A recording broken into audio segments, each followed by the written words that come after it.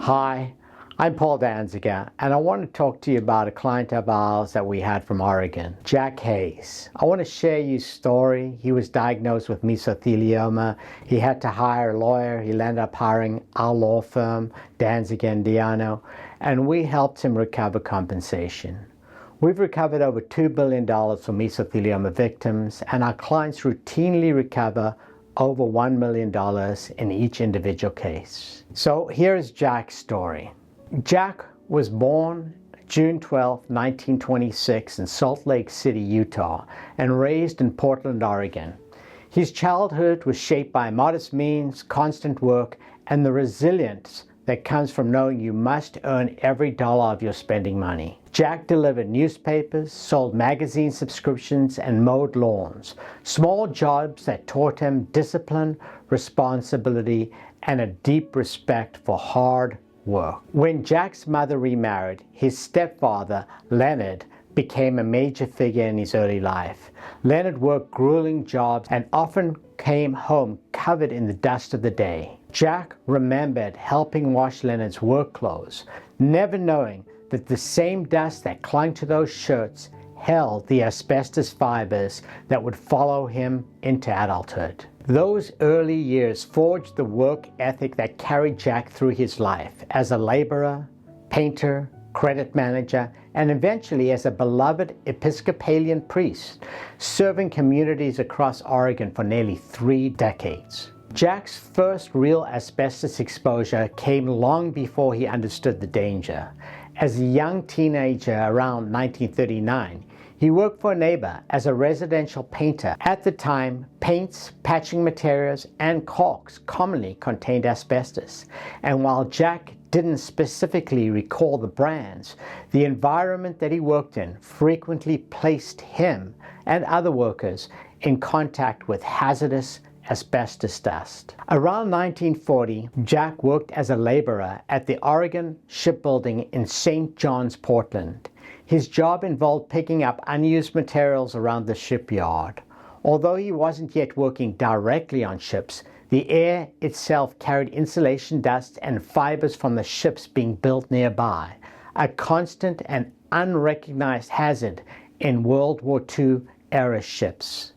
But the real asbestos exposure began in the summer of 1942 and 1943, when Jack was hired as a painter at commercial ironworks, where vessels were being converted into small aircraft carriers for the Navy. Jack painted piping throughout the ships and worked in close proximity to insulator. He remembered the distinctive smell of insulation. He described it like wet plaster, not knowing it contained asbestos. He remembered working inside frighteningly tight spaces, painting hulls, and being surrounded by tradesmen handling asbestos daily.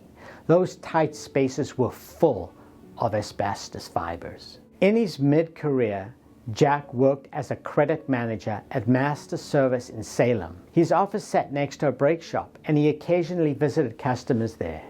Brake shoes and lining through the 1950s were heavily asbestos-based, and even brief visits exposed him to airborne fibers from grinding and repair. Later in life, around 1974-75, he helped a parishioner finish the second floor of a new church building. They installed drywall, mixed dry joint compound, and applied DAP caulk, which Jack specifically remembered using.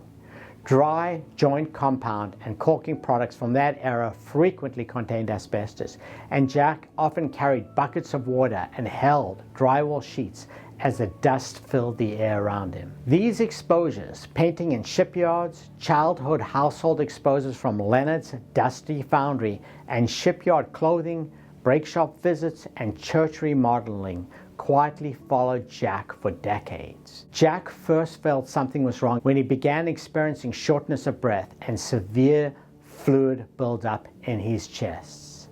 These are common symptoms of mesothelioma.